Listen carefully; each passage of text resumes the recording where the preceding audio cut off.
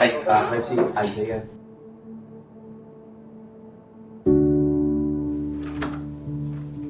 If you could just stand on that black X right there. Now, Isaiah, do you know why you're here? No. Well, what we're gonna do is we're gonna give you this card right here. If you could just read it out loud, that would be perfect. Every day when Isaiah gets dropped off in the morning, he greets me with a smile and a firm handshake, and he has a terrific attitude without question.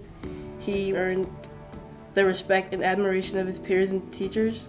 I have nominated Isaiah because of what he brings to our school each and every day. Our school is better because he is here. Strong is enhancing the lives of others simply through your presence. You believe that's true? Yes. Especially about yourself?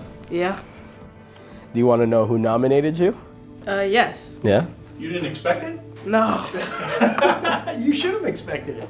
Congratulations to you. Thank you. So you know every morning when you get out of the car and you shake our hand on the sidewalk? Yeah. That's my first impression of you every day. That's a great impression. Every day, no matter what, when you're walking the hallways, when you're with your buddies, when I see you in the cafeteria, you've always got a smile on your face. Yeah. You've always got that positive attitude.